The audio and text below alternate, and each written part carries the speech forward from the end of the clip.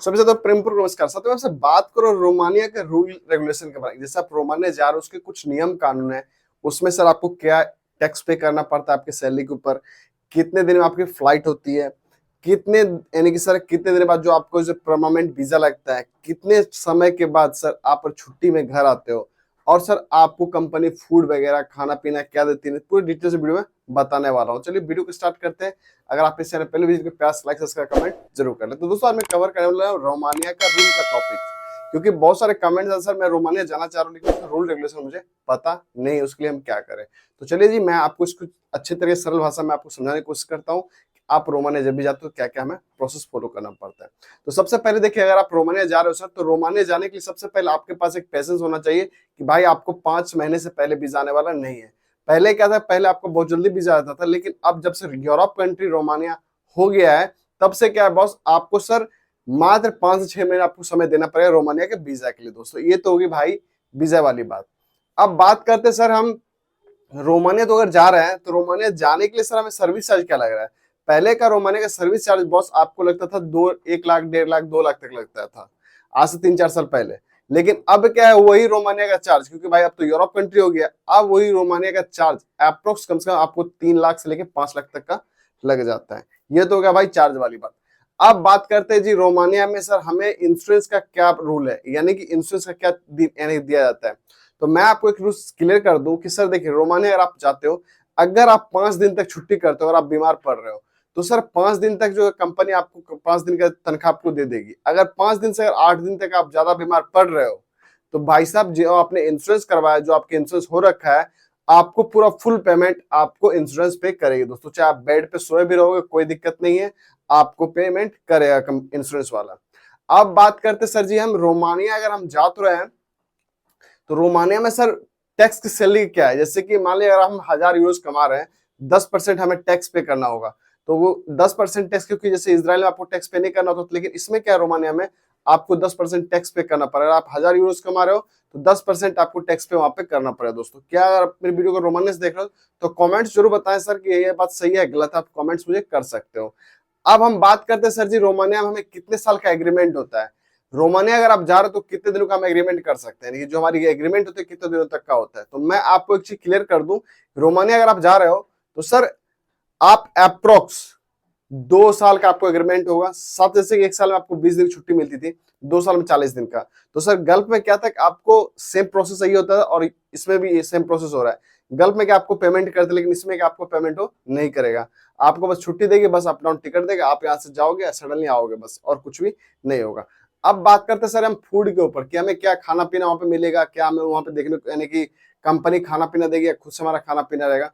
तो मैं आपको एक चीज क्लियर कर दूं दोस्तों कि आपको सर कंपनी बस सैलरी देगी, आपको सैलरी के बाद जो भी आपका फूड का होता है पैसा आपको कंपनी पे करेगी। रहना खाना रहना कंपनी का है, इलेक्ट्रिसिटी बिल कंपनी का होगा, सब कुछ कंपनी का, बट सिर्फ खाने का पेमेंट आपको कंपनी पे करेगी। कोई कोई कंपनी आपको कम देती है फूड, लेकिन आपको अधिकांश जो है 90% आपको फूड खुद से बना के खाना पड़ता है।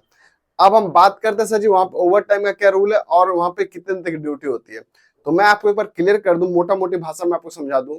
1 महीने में आपको सिर्फ 22 ड्यूटी करना होता है, क्योंकि वहां पे वीक जो होता है 5 दिन का वीक होता है, और 5 दिन का वीक में दोस्तों 40 घंटे ड्यूटी होती है, यानी 8 घंटे ड्यूटी के हिसाब से आपको 40 घंटा, बाकी आप ओवर टाइम लगाओ वो अलग बात है। सैटरडे संडे हॉलीडे पैकेज यहाँ माना जाता है। तो इससे क्या वहां पे लोग बहुत सारे लोग पैसा कमाते हैं और बहुत बड़े तरीके से वहां पर रोमानिया में पैसा लोग कमाते हैं। अब बात करते सर जी हम रोमानिया जाने के लिए, तो हम सोच रहे क्या उसमें रिटर्नर कैंडिडेट चाहिए या फ्रेशर कैंडिडेट चाहिए। देखिए दोनों तौर पे आपको दोनों कैंडिडेट चाहिए, रिटर्नर भी आप जा सकते हो या फिर फ्रेशर कैंडिडेट भी जा सकते हो रोमानिया के लिए, कोई दिक्कत नहीं, दोनों कैंडिडेट आप यहाँ से अप्लाई कर सकते हो। बस कंडीशन यही है कि अगर आप रोमानिया जाना चाह रहे हो तो आपको क्लाइंट इंटरव्यू जो पूछ रहा है, क्लाइंट जो आपसे पूछ रहा है उसको आपको जवाब इंग्लिश में देना पड़ेगा। ऐसा भी आपको फ्रंट इंग्लिश आना चाहिए, टूटा फूटा इंग्लिश जो उसकी लैंग्वेज को आप समझ सकते हो, उससे बात कर सकते हो, नॉर्मली आपको बस से बात करना होता है। तो आप इस चीज को फॉलो जरूर कर लें। अब एक भाई साहब ने कमेंट किया था, सर मैं रोमानिया जाना चाह तो रहा हूँ, रोमानिया के मेरा सब कुछ हो चुका है, मैं रोमानिया जा रहा हूँ, मेरा ओल्ड पासपोर्ट पर रोमानिया का वीजा लगा हुआ था, ठीक, और न्यू पासपोर्ट पर नहीं है ऐसा कुछ। तो भाई ने आपने पंजाब से कमेंट किया, तो मैं आपको पहले क्लियर कर दूं कि सर देखिए आप रोमानिया जाना चाह रहे हो, रोमानिया से आप रिटर्नर कैंडिडेट हो, बिल्कुल सही बात है। आपके जो ओल्ड पासपोर्ट होते हैं उसका जो नंबर होता है, जो पासपोर्ट नंबर होता है जिसको हम पीपी नंबर बोलते हैं, पासपोर्ट नंबर आपको ऑटोमेटिकली जो न्यू पासपोर्ट रेनुअल होता है उसी के ऊपर सारा डिटेल्स चढ़ जाता है। उसी के ऊपर आपका जितना डेटा है, जितना आपका ओल्ड पासपोर्ट डेटा, सारा डेटा आपका न्यू पासपोर्ट पे आ जाता है। तो आप इस चीज के लिए बेफिक्र है सर जी, आपका पासपोर्ट जितना भी रेनुअल हो रखा है, जो भी आपका यूरोप आप कहीं कहीं गए, जहां भी गए हो, आप पूरा डेटा उसके ऊपर न्यू पे अपडेट रहता है, तो आप इस चीज के लिए परेशान ना हो। तो दोस्तों ये तो बात होगी था रोमानिया के रूल रेगुलेशन के बारे में। तो फ्लाइट के बारे में आपको तो सर्विस चार्ज के बारे में बता दिया, वहाँ के रूल रेगुलेशन के बारे में बता दिया।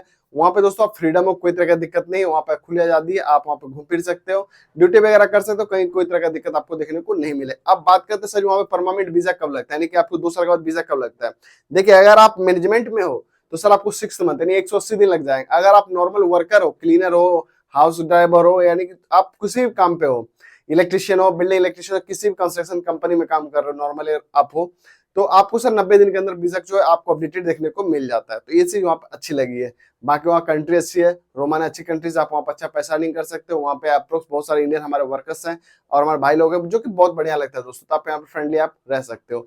तो दोस्तों ये वीडियो के बहुत सारे लोग को कमेंट्स भी आता है सर मैं रोमानिया किस ऑफिस से जाऊँ, तो इसके लिए सर मैं एक प्रॉपर मैंने वीडियो बना रखा है। आप वो मेरी वीडियो को प्लेलिस्ट में चेक कर सकते हो, या फिर आप उस वीडियो को डिस्क्रिप्शन में चेक कर सकते हो। मैंने ऑलरेडी उसके बारे में वीडियो बना रखा है कि भाई आप रोमानिया इस ऑफिस से जाओ, गवर्नमेंट रजिस्टर्ड ऑफिस है, कोई 420 वहां पे नहीं लगता है, वहां पे सर थोड़ा समय लगता है, लेकिन हाँ आपको रोमानिया कम हो जाता है। तो वीजा में भाई साहब कम से कम अप्रोक्स 6 से 7 महीने लग सकते हैं, क्योंकि यूरोप कंट्रीज का वीजा इतना स्लो होता है कि भाई, क्योंकि उनको जो डेटा होता है, जो काम वो करते हैं पूरी तरीके से करते थे। ठीक दोस्तों, ऐसा नहीं कि आपको डायरेक्ट गए, यूरोप कंट्रीज में वीजा में थोड़ा समय लगता है, और गल्फ कंट्रीज में क्या है भाई 10 दिन 5 दिन 90 दिन, उससे पहले आपको 45 दिन में वीजा आपको आ जाता है भाई गल्फ कंट्रीज में। लेकिन यूरोप कंट्रीज में ऐसा नहीं है, आपको पेशेंस रखना पड़ता है, 5 से 7 महीने तक का पेशेंस रखना पड़ता है, तभी आपका वीजा आता है। ऐसा नहीं कि आज हमने अप्लाई किया 10 दिन के अंदर 15 दिन का वीजा आ गया। जो गवर्नमेंट का रूल फॉलो कर रहे हो आप, जो सब कुछ कर रहे हो, जो आप इन्वेस्ट जो जाना सोच रहे हो, वर्क परमिट वीजा है, हर एक तरह से आपको पूरा छानबीन इंटरव्यू सब कुछ पूरा क्लियरेंस होता है यूरोप कंट्रीज के लिए, तभी आपका वीजा अप्रूवल होता है। ऐसा नहीं कि भाई आप पूरा धड़ल्ले से चलेगा, ऐसा कुछ भी नहीं है। तो इस चीज को आप जरा समझ के रखें दोस्तों। बाकी कोई भी अगर आपको चीज, अगर मेरी यानी कि आपको कोई चीज पूछना हो या यूरोप कंट्री से रिगार्डिंग, तो आप मुझसे कमेंट से पूछ सकते हो। साथ साथ दोस्तों जो भाई मेरे वीडियो को रोमानिया से देख रहे हो और कुछ वहां पे न्यू अपडेट अगर आपको देखने को मिल रहा है या फिर कोई रूल रेगुलेशन है, तो आप मुझसे कमेंट्स करें, ताकि और जो हमारे व्यूअर्स जो हमारे जो साथ जो जुड़े हुए भाई लोग, उनको भी पता चल सके हाँ भाई रोमानिया में क्या क्या अपडेटेड और कुछ आ चुका है। हालांकि मैं अपडेट कर देता हूँ सब कुछ, लेकिन अगर आप वीडियो को रोमानिया से देख रहे हो तो प्लीज आपसे निवेदन है, क्या वहां पे टैक्स लग रहा है या नहीं लग रहा है, इस चीज को आप जरूर कंफर्म कर दें, ताकि जो टैक्स पे करना हमें ना पड़े। दोस्तों वीडियो कैसे लगी कमेंट जरूर बताएं। अगर आप इस चैनल पहले वीडियो के प्यास लाइक सब्सक्राइब कमेंट जरूर कर ले, और उन भाई तक जरूर इस वीडियो को शेयर कर दें जो भाई रोमानिया जाने के लिए सोचे, रोमानिया जाने की तैयारी में है। तो दोस्तों यहाँ पे मैं पूरा अच्छे से डिटेल्स में समझाता हूँ कि भाई रोमानिया जाना चाहते हो तो आप बेशक जा सकते हो, कोई दिक्कत नहीं है। अगर आपको ऑफिस के बारे में जानना है या आपको किस ऑफिस से जाना है, अगर आप मुझे बोलोगे कमेंट्स करोगे, तो सर मैं इसके लिए प्रॉपर एक और वीडियो बता दूंगा कि भाई आप रोमानिया इस ऑफिस से विजिट कर सकते हो, आप इस ऑफिस से जा सकते हो, डिटेल्स में आपको बता दूंगा। तो वीडियो कैसे लगी कमेंट जरूर बताएं। अगर आप इस चैनल पहले वीडियो पे लाइक सब्सक्राइब कमेंट जरूर कर ले। मिलते हैं नेक्स्ट वीडियो। जय हिंद, वंदे मातरम, राधे राधे।